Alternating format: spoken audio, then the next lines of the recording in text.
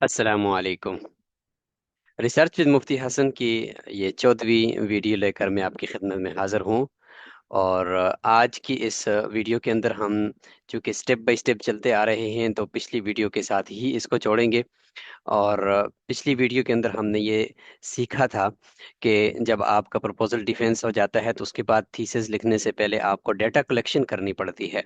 और data collection में आपको ज़रूरी होता है कि अगर आपने अपने प्रपोजल में ये लिखा है कि मेरा क्वालिटेटिव होगा तो फिर आपको इंटरव्यूज़ करने पड़ेंगे अपने फील्ड के लोगों के। और अगर आपने लिखा है क्वांटिटेटिव होगा तो फिर आपको सर्वे करने होंगे।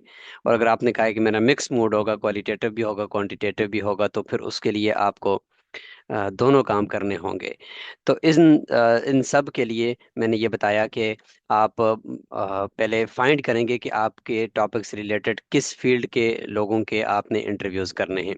मसलन अगर मदरसा एजुकेशन सिस्टम है तो उसमें अगर आप केस स्टडी कर रहे हो किसी मदरसे के ऊपर तो आप उस मदरसे के अंदर जाकर डेरे डाल दोगे और वहाँ पे जाकर आपने अपने रिसर्च से रिलेटेड जो है वो असातिज़ा से, मैनेजमेंट से और तलबा से इंटरव्यूज़ लेने हैं।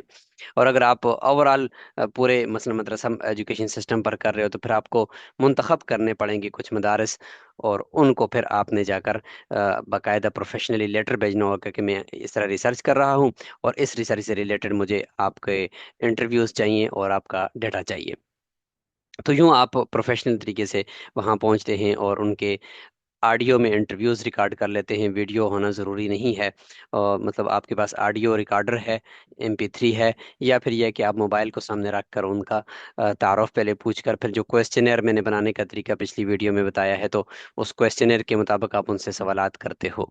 और वो ऑडियो आपने सारी रिकॉर्ड कर ली हैं और वो ऑडियो सारी की सारी और डॉक्यूमेंट्स जो आपके पास थे और तस्वीर का जो डाटा है वो भी आपने वहाँ से लेना होता है। डॉक्यूमेंट्स, सिलेबस, ब्रोशर्स वो सारे लेने होते हैं। वो सारे आपने ले लिए और आपके पास ऑडियो भी आ गई। अब ये डाटा आपके पास कलेक्शन हो गई है और ये जमा हो गया है। अब इसके बाद अगला मरहला आता है जो आज की वीडियो में मैं मुख्तसर बताऊंगा। वो है डाटा एनालिसिस का। यानी जो आपने इंटरव्यूज लाए हैं ऑडियो की शक्ल में, जो आपने डॉक्यूमेंट्स लाए हैं, जो आपने कुछ और डाटा लाया है, तो वो अब बैठकर आपने उसका तज्जिया करना है, उसके नतायज निकालने हैं। क्योंकि फितरी चीज़ है ना रिसर्च, उसमें यही होता है कि आप सबसे पहले डाटा लेकर आते हो और उसके बाद फिर देखते हो कि भाई इसमें कितने लोगों ने क्या बात की है। तो वो सारे इंटरव्यूज को परखना पड़ता है, सारे डॉक्यूमेंट्स को देखना पड़ता है और फिर उनको कुछ खास टूल्स और सॉफ्टवेयर्स की मदद से उनके रिजल्ट्स तैयार करने पड़ते हैं।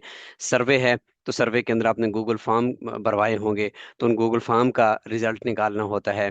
या आपने हार्ड कॉपी के ऊपर आपने फॉर्म जो है वो सर्वे फॉर्म फिल करवाए होंगे तो वो आपने फिर देखने होते हैं। तो ये वो सारी चीज़ें हैं जिसको डाटा एनालिसिस हम कहते हैं। और फिर उस डाटा की बुनियाद पर आप अपना थीसिस लिखते हो और फिर आप थीसिस के अंदर बकायदा मेंशन करते हो कि फ़लाँ मदरसे के फ़लाँ साहिब ने ये वाली बात की है। फिर कोटेशन के अंदर उनके इक़्तिबासात भी आप वहाँ पे डालते हो। तो यूं करके आपकी फिर वो रिसर्च आगे चलती है और वो इंतहाई इफ़ेक्टिव होती है। तो आपने वो रिसर्च करके उसके नतीजे में कोई आप उसका तज्जिया वो अपने थीसिस के अंदर लाते हो और कुछ रिजल्ट्स और नताइज आप अपने थीसिस में लाते हो और फिर उसके नतीजे में आप कोई मॉडल देते हो कि भाई मेरी रिसर्च जो है वो ये फील्ड वर्क मेरा ये कहता है, इसके नतीजे में लिहाजा मैं ये रिकमेंड करता हूँ। तो इसको हकीकी और अथेंटिक रिसर्च कहते हैं। अब अगर चूंकि आपके सामने डिजिटल टूल्स आ चुके हैं, AI के टूल्स आ चुके हैं, तो ये एक नेमत है, आप अपनी रिसर्च में इसको इस्तेमाल करें। लेकिन एक रिसर्चर के लिए इनका इस्तेमाल करना कोई ऐब नहीं है। आजकल मैं देख रहा हूँ कि बहुत सारे लोग इसके मुखालिफ भी आ जाते हैं। वो कहते हैं यार ये क्या हो गया, ये तो इंसान को गुमराह करने वाली चीज़ है या उनको ख़राब करने वाली चीज़ है। लेकिन एक बात तो याद रखनी चाहिए कि अगर ये इतना ही ख़राब करने वाली चीज़ है तो अ, इनको फिर ऐसे मार्केट के अंदर इतना इफेक्टिव तरीके से पहले इनको बनाया क्यों और फिर इतना इफेक्टिव तरीके से पूरी दुनिया इसको इस्तेमाल क्यों कर रही है। जो लोग तालीमी हवाले से हमसे आगे हैं, जो लोग रिसर्च के हवाले से हमसे आगे हैं, जो इनोवेशंस करते हैं, जो इजादात करते हैं, जो इन इन टूल्स को खुद बनाते हैं, वो खुद जब इनको इस्तेमाल करके आगे जा रहे हैं, तो हम अगर इसको न समझने की वजह से अन्नासु आदा उन लिमा जाहिलू के तहत के इंसान हमेशा उसी चीज़ का दुश्मन बनता है जिसको वो जानता नहीं है। तो न जानने का जो उज़र है उसको इस्तेमाल करते हुए हम ये कहें कि नहीं ये तो इस्तेमाल ही नहीं करने चाहिए, तो वो फिर ये है कि अपना वक्त ही ज़ाया करना है। जितना आप एक अच्छे रिसर्चर हो, तो वहीं पे अगर आपको एक ये टेक्निकल टूल्स का इस्तेमाल आता है, तो इससे आपकी वो रिसर्च के ऊपर कोई धब्बा नहीं लगता, कोई ऐब नहीं है। हाँ, अगर आप अपने हाथ से लिखना आज भी गवारा करते हो तो ठीक है, उसको लिखते जाएं। लेकिन एक बात याद रखें कि ये टूल्स आपको बहुत आगे तक ले जा सकते हैं या आपके काम को बहुत तेजी से निकाल सकते हैं। इसका ये मतलब हरगिज नहीं है कि तेजी का मतलब कि आपने कुछ नहीं करना, टूल ही कर रहे, नहीं। देखें, आप फील्ड में जा रहे हो, इंटरव्यूज ले रहे हो, अ, उसकी ट्रांसक्रिप्शन कर रहे हो, उनको पढ़ रहे हो, आर्टिकल्स पढ़ के उनमें से चीज़ें निकाल रहे हो।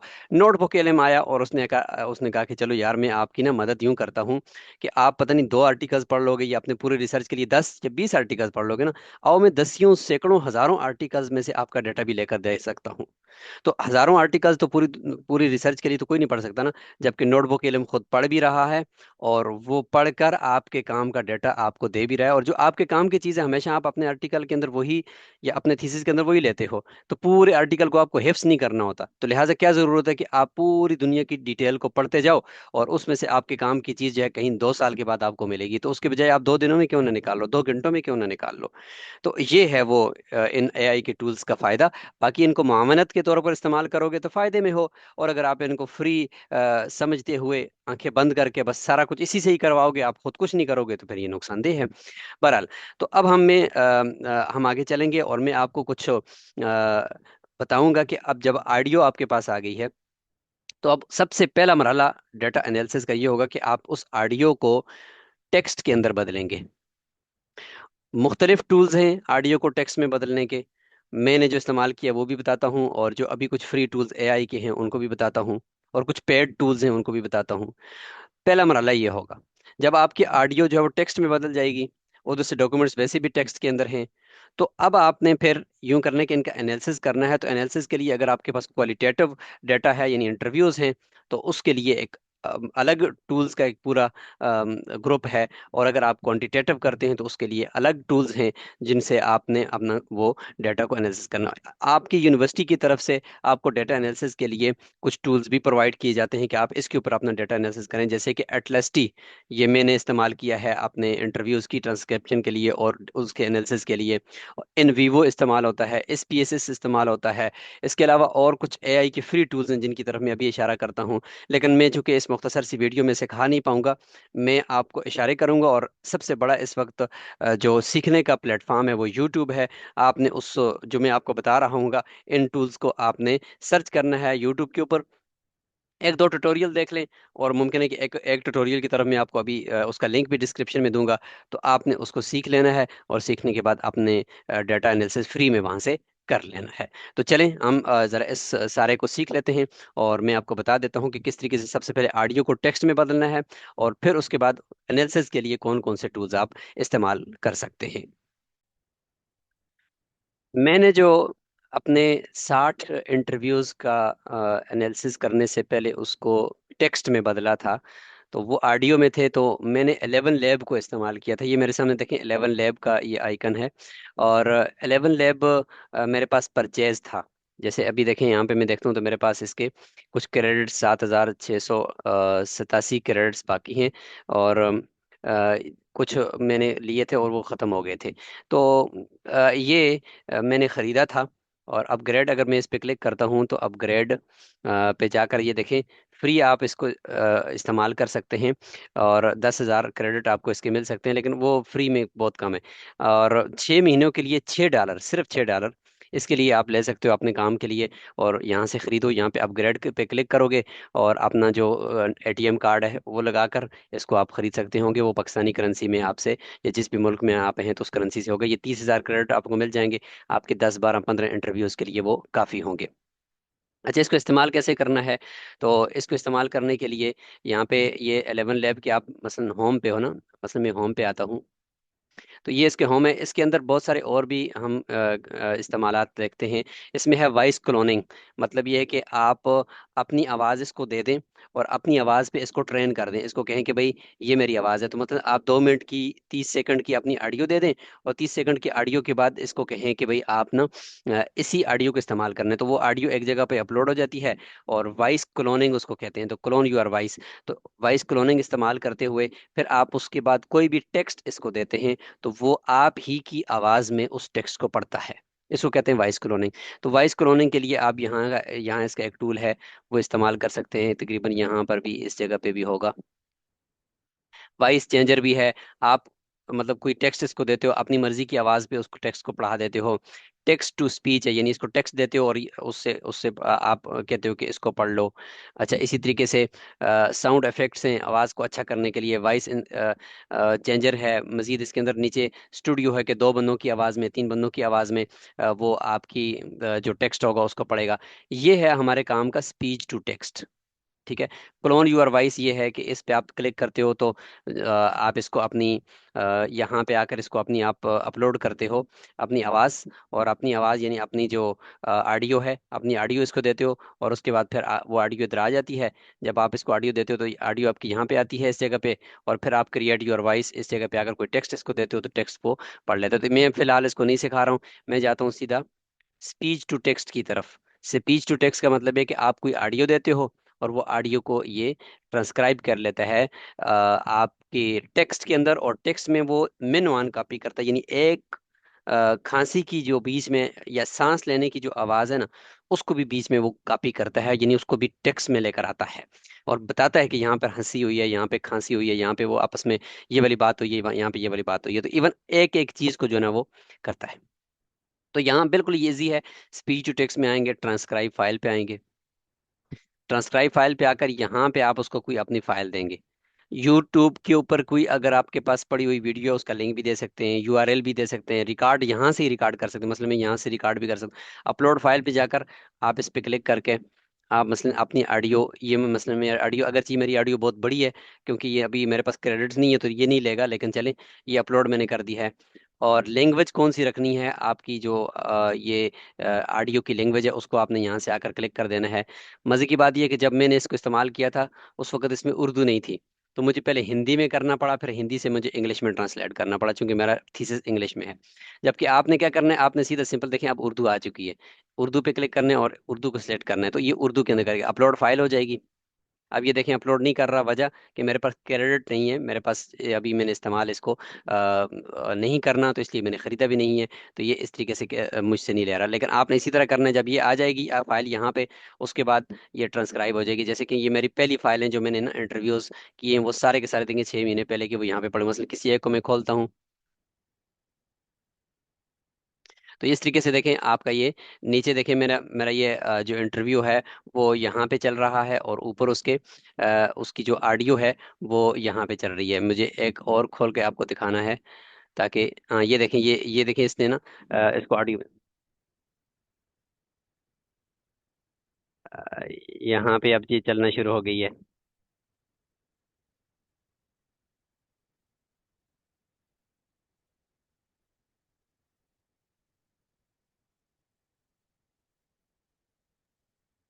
तो यहाँ से ये देखें इस तरीके से ये ऑडियो आपकी ना आ जाती है, और यहाँ से आप इसको एक्सपोर्ट करेंगे, यहाँ से इसको एक्सपोर्ट कर लेंगे या कॉपी कर लेंगे और इसको लेकर जाएंगे। तो यहाँ इस तरीके से ये आपका 11 लैब जो है वो काम करता है। अब आते हैं हम इस तरफ कि 11 लैब हो या कोई भी हो, जब आप इसको इसके ज़रिए से अपनी टेक्स्ट में बदल देते हो सारे इंटरव्यूज़ को, तो फिर उसको रीनेम करना ज़रूरी होगा कि हर एक जो आपकी फ़ाइल होगी उसको ट्रांसक्राइब आपने कर लिया है, और अब उसकी जो रीनेम करना है, क्योंकि अब आपने उसको उसकी कोडिंग करनी है और उसके ऊपर थीम लगाने हैं। अच्छा, कोड और थीम का क्या मतलब है? जब आपके ऑडियो टेक्स्ट में बदल चुकी है, अब आपके पास टेक्स्ट फॉर्म के अंदर डाटा आ गया। अब आपने इसका तजिया और एनालिसिस करना है मुख्तलिफ टूल्स के ऊपर। अब मुख्तलिफ टूल्स के ऊपर एनालिसिस का मतलब यह है कि आपके पास 60 इंटरव्यूज़ हैं या 50 इंटरव्यूज़ हैं या 20 इंटरव्यूज़ हैं, उन इंटरव्यूज़ की फाइलें बनकर आपके पास आ चुकी हैं टेक्स्ट में। अब इंटरव्यू में तो कोई भी बात की गई है ना, बहुत सारी बातें की गई हैं। तो आपने क्या करना है कि उन बहुत सारी बातें मुख्तलिफ लोगों की जो की हुई हैं, क्योंकि सवाल तो एक जैसा ही मुतअद्दिद लोगों से आपने पूछे हुए हैं ना, तो हर एक ने उस सवाल का कोई जवाब अपने अंदाज में दिया होगा, ठीक है।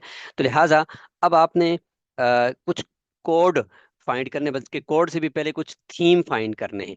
मसलन मदरसा के अंदर असरी तालीम के हवाले से एक इंटरव्यू आपने लेना था, या क्वेश्चनर के अंदर आपका ये सवाल था, ठीक है। तो आपने किसी से सवाल पूछा कि आपके ख्याल में मदरसा के एजुकेशन सिस्टम के अंदर असरी तालीम को कैसे जोड़ा जा सकता है।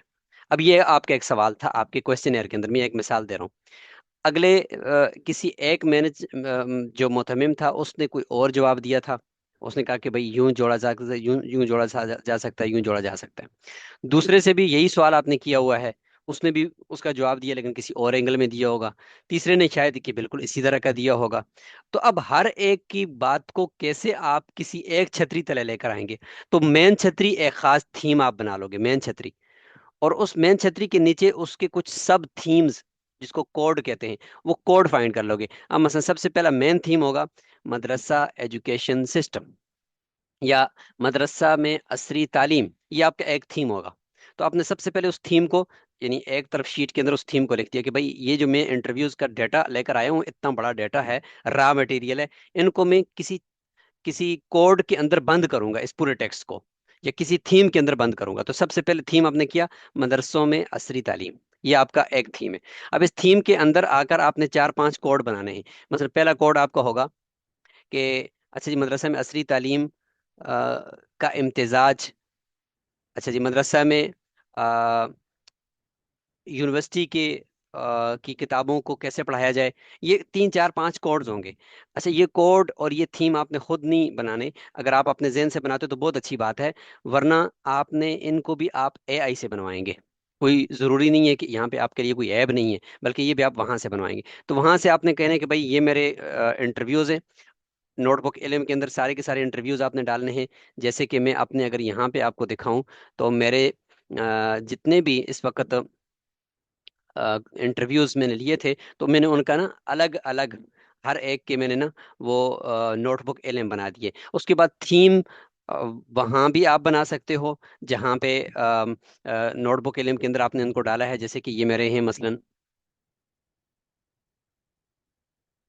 ये पर्सनल के ऊपर मैं क्लिक करता हूँ तो यहाँ पे मेरे कुछ इंटरव्यूज के लिए नोटबुक एलएम बने हुए पड़े हैं। तो मैं इनको यहाँ पे दिखाता हूँ आपको। पीबीएल,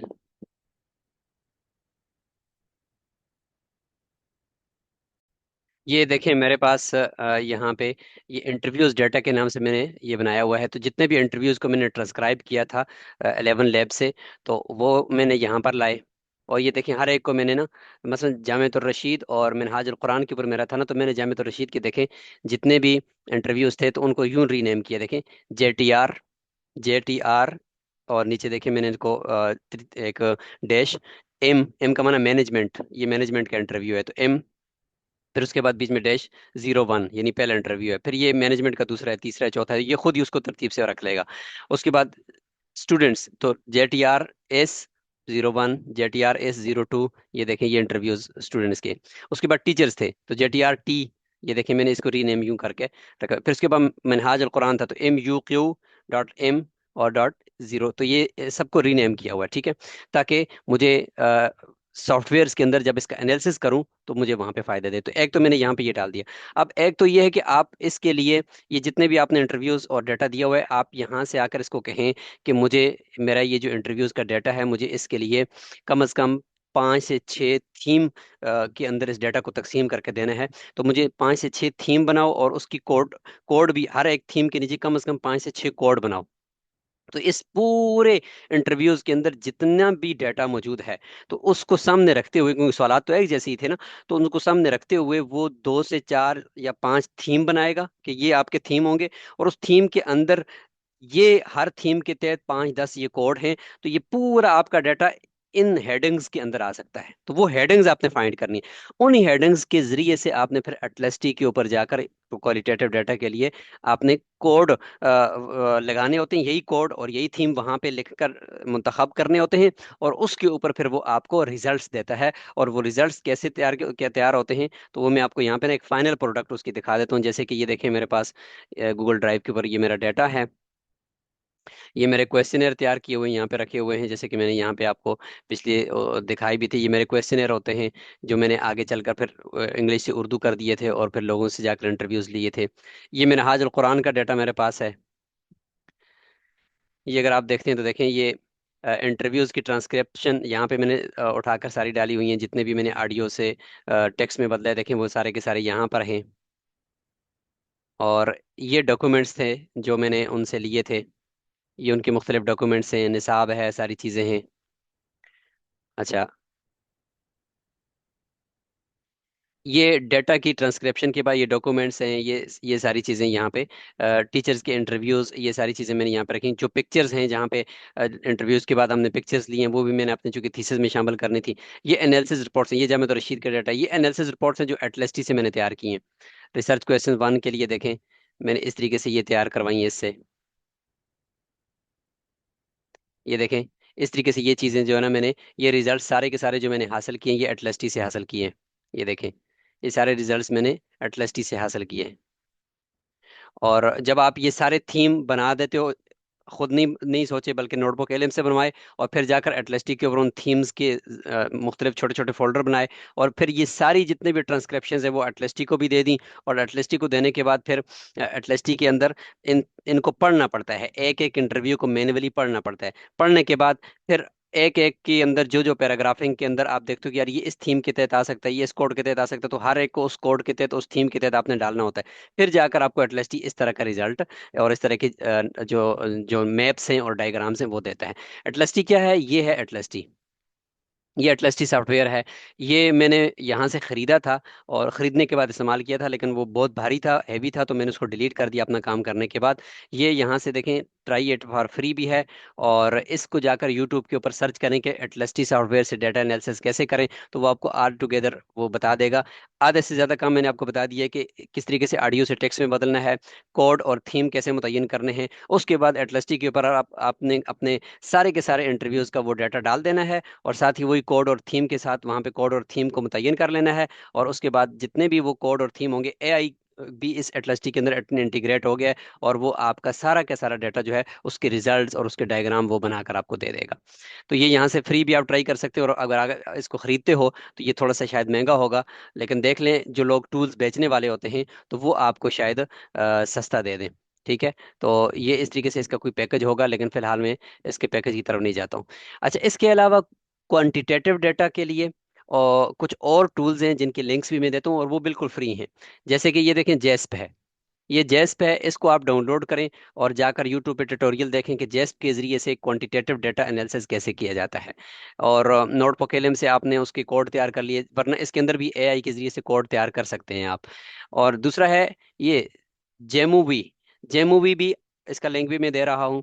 इसको भी आप बिल्कुल फ्री इससे अपना क्वांटिटेटिव डाटा एनालिसिस कर सकते हैं।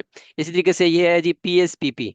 पीएसपीपी के जरिए से फ्री ऑफ कॉस्ट आप इससे अपना डाटा एनालिसिस कर सकते हैं। बस सीधा जाकर पीएसपीपी के हवाले से दो तीन ट्यूटोरियल्स यूट्यूब पे देखेंगे और उसके मुताबिक आकर इसके ऊपर अपना डाटा एनालिसिस करेंगे। ठीक है, ये आ गया हमारा अगला टेगुएट।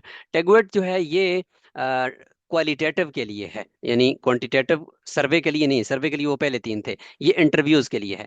एटलसटी, ये भी क्वालिटेटिव के लिए। एटलसटी में आपके सामने खोल कर दिखा दिया। अच्छा, ये है ऑरेंज। ऑरेंज डाटा एनालिसिस, ये मिक्स मोड के लिए, यानी आपका कुछ डाटा था क्वालिटेटिव कुछ क्वांटिटेटिव, तो आप इस टूल को इस्तेमाल कर सकते हैं। सीधा जाकर यूट्यूब पे दो तीन वीडियोस इसकी देख लें और उसके बाद बैठकर आराम से अपना डाटा एनालिसिस करें इससे। अच्छा, ये आ गया हमारा ओपन। ओपन केनीमी। केनीमी भी मिक्स मोड के लिए है, यानी क्वालिटेटिव और क्वांटिटेटिव दोनों के लिए है। तो ये कुछ क्वांटिटेटिव के मैंने आपको बता दिए, कुछ क्वालिटेटिव के और कुछ मिक्स के। ये गिट हब का है। गिट हब है, इसके जरिए से आप यहाँ पे ये विस्पर का इस्तेमाल करते हुए अपने ऑडियो को टेक्स्ट में बदल सकते हैं। और ये बहुत आसान है। इसको मसलन आप यूं कर सकते हैं कि आप ऑडियो में टेक्स्ट, एक तो आप 11 लैब से करते हैं लेकिन वो फ्री नहीं है। दूसरा ये है कि आप अपनी गूगल ड्राइव खोलें, जैसे मैंने गूगल ड्राइव खोली हुई है। और इसके अंदर आप यहाँ पे नीचे आए, मोर पे क्लिक करें। अगर आपका ये गूगल कोलेबरेटरी यहाँ पे है, मोर पे क्लिक करके गूगल कोलेबरेटरी यहाँ पे है तो ठीक है, नहीं है तो कनेक्ट मोर एप्स पे क्लिक करके यहाँ पे गूगल कोलेबरेटरी को यहाँ पे इंस्टॉल कर दें अपने साथ। सी आल पे क्लिक करें या गूगल कोलेबरेटरी को यहाँ पे लिखेंगे तो गूगल कोलेबरेटरी यहाँ पे आ जाएगा, उसको इंस्टॉल करें तो आपके गूगल ड्राइव के अंदर ये आ जाएगा। जब ये आ जाएगा, जैसे कि मेरा यहाँ पे आया हुआ है, मैंने इसको इंस्टॉल किया हुआ है गूगल कोलेबरेटरी। तो ये गूगल कोलेब जो है इसका काम है आपके टेक्स्ट, आपके जितने भी ऑडियोज हैं इनको टेक्स्ट में बदलना, ये फ्री में बदलता है। इसके लिए एक मुख्तसर 8 मिनट की वीडियो है, उसका लिंक मैं डिस्क्रिप्शन में देता हूँ, गूगल क्लैब को कैसे इस्तेमाल करना है। और थोड़ा सा कॉम्प्लिकेटेड है, लेकिन आप इसको थोड़ा सा अगर बारीकी से देखेंगे तो आपको आराम से ये जो है ना वो आपके ऑडियो और जितनी भी आपकी वीडियोस वगैरह हैं उनको टेक्स्ट में बदल सकता है, अगर आप इसको अच्छे तरीके से समझ कर इस्तेमाल करें। 8 मिनट की वीडियो वो मैं आपको दूंगा, और उसी वीडियो के डिस्क्रिप्शन के अंदर इसके कोड भी लगे हुए हैं, ये कुछ कोड बनाता है और उस कोड के मुताबिक फिर ये चलता है। ठीक है, तो ये मैं आपको जरा इसका इंटरफेस दिखाता हूँ। ये है सारा इसका इंटरफेस, और इसके अंदर कुछ कोड होंगे, उसी वीडियो के डिस्क्रिप्शन के अंदर वो कोड भी लगे होंगे। सबसे पहले इसके अंदर विस्पर को इंस्टॉल करना है। विस्पर को इंस्टॉल कैसे करना है, तो मैं यहाँ पे ना इंस्टॉल विस्पर का ये छोटा कोड ये डिस्क्रिप्शन के अंदर भी दे रहा हूँ, और वो जो वीडियो मैं आपको दे रहा हूँ इंग्लिश में है वो वीडियो, लेकिन आप उसको देख लीजिएगा। तो अब इसको मैं क्लिक करके यहाँ से विस्पर को इंस्टॉल कर लेते हैं। तो ये विस्पर ही असल आपके ऑडियो को टेक्स्ट में बदलेगा। ठीक है, और जब ये कर देगा उसके बाद यहाँ फोल्डर है, इस फोल्डर के अंदर आपने अपनी ऑडियो फाइल को आपने यहाँ पे अपलोड कर देना है। ठीक है, ओके कर देते हैं। अपनी आप ऑडियो फाइल आपने यहाँ पे अपने इस पे क्लिक करके ऑडियो फाइल अपने लैपटॉप से यहाँ जहाँ पे भी पड़ी हुई है यहाँ से देखिए, मसलन क्लिक करके यहाँ ले आइएगा, और उसको कम से कम रीनेम जरूर कीजिएगा। यानी कुछ ना कुछ उसको रीनेम करना जरूरी है, ताकि ये है कि आप यहाँ पे उसको इस अच्छी तरीके से इस्तेमाल कर सको। ये उस वीडियो के अंदर जो मैं आपको डिस्क्रिप्शन के अंदर दे रहा हूँ मुकम्मल इसका डाटा बताया हुआ है, लेकिन फिलहाल में चूंकि आपको बता भी देता हूँ कि इस तरीके से होगा। जैसे कि यहाँ पे मैंने क्लिक किया तो ये आपके लिए विस्पर को इंस्टॉल करेगा। विस्पर को इंस्टॉल करने के बाद जैसे कि अभी ये इंस्टॉल हो रहा है, उसके बाद आपने अपनी ऑडियो इसको देनी है, और ऊपर से इस कोड पे क्लिक करके एक दूसरा कोड आपने इसको देना है, जिसके बाद फिर ये आपके ऑडियो को टेक्स्ट के अंदर जो है वो बदल देगा। ये आप कोड करके विस्पर का जो टूल है उसको इंस्टॉल कर रहा है। राउंड टाइम इसका जो है या रन टाइम, इसको आप हमेशा के लिए रन टाइम को आपने थोड़ा चेंज करना है, और वो भी वीडियो के अंदर बताया हुआ है, लेकिन चेंज रन टाइम को आपने T4 GPU पे रखना है। T4 GPU, ठीक है, सेव कर देंगे ताकि ये आपकी ऑडियो को अच्छी तरीके से कर ले। ठीक है, अब ये यहाँ से देखें, ये इस वक्त इंस्टॉल हो चुका है इसके अंदर, और अब आपने मसलन यहाँ से आपने अपनी ऑडियो देनी है इसको। मेरी ऑडियो चूंकि थोड़ी सी बड़ी थी, शायद वो उसने अपलोड नहीं की, लेकिन एक सैंपल मैं आपको दिखा देता हूँ कि मतलब किस तरीके से आपने इसको करना है। लेकिन बहरहाल अगर आप उस वीडियो को देखेंगे तो उस वीडियो में आपको ये आराम से मिल जाएगा। मसलन ये मैं यहाँ पे किसी एक पे क्लिक करूंगा, क्योंकि अभी तो कोई ऑडियो मैंने दी नहीं है ना, तो जब आप ऑडियो को क्लिक करेंगे तो ऑडियो यहाँ पे नीचे आ जाएगी। फिर इस पे कोड पे क्लिक करेंगे, कोड पे क्लिक करके एक दूसरा कोड है वो यहाँ मैं आपको देता हूँ, ये है।